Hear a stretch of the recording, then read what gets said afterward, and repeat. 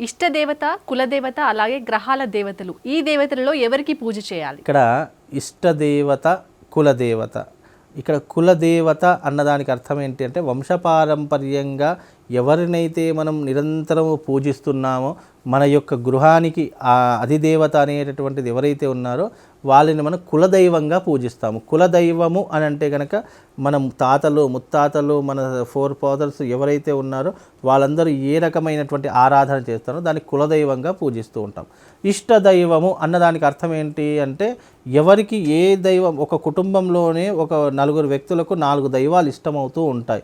ఒకరికి ఆంజనేయ స్వామి అంటే ఇష్టం, మరికొకరికి వెంకటేశ్వర స్వామి అంటే ఇష్టం, మరికొందరికి అమ్మవారు అంటే ఇష్టం, మరికొందరికి శివుడు అంటే ఇష్టం. ఇలా ఒక్కొక్కరికి ఒక్కొక్క ఇష్టదైవం అనేటటువంటిది ఉంటుంది. కులదైవం అంటే ఏంటి? మనం తప్పకుండా ఎంతమంది ఇష్టదేవతలు ఉన్నా కులదైవాన్ని తప్పకుండా ప్రతి సంవత్సరానికి ఒకసారైనా మనం ఆరాధన చేసుకోవాలి.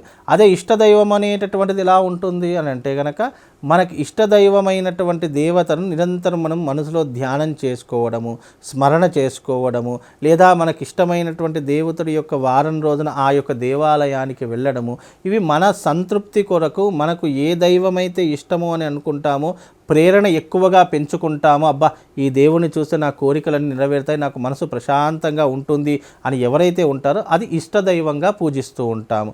కులదైవం అనేటటువంటి నీకు ఇష్టం ఉన్నా లేకపోయినా నీ యొక్క వంశపారంపర్యంలో ఉన్నటువంటి ప్రతి ఒక్కరూ దీన్ని కులదైవంగా కొలుస్తున్నారు కాబట్టి కులదైవం అనేటటువంటిది ఆయా క్షేత్రంలో మీ కులదైవం ఉన్నప్పుడు సంవత్సరానికి ఒకసారైనా ఆ క్షేత్రానికి వెళ్ళి రావాలి. ఎందుకంటే ఇంటి దేవుడి దగ్గరికి వెళ్ళకపోతే మనం ఎన్ని పూజలు ఎన్ని యజ్ఞయాగాదులు చేసినా అవన్నీ బూడిదలో పోసిన పన్నీరే అవుతాయి. కాబట్టి మ్యాక్సిమం అందరూ కూడా ఈ యొక్క కులదైవాన్ని పూజిస్తూ ఇంటి దేవుణ్ణి ఆరాధించడం అనేటటువంటిది చేసుకోవాలి.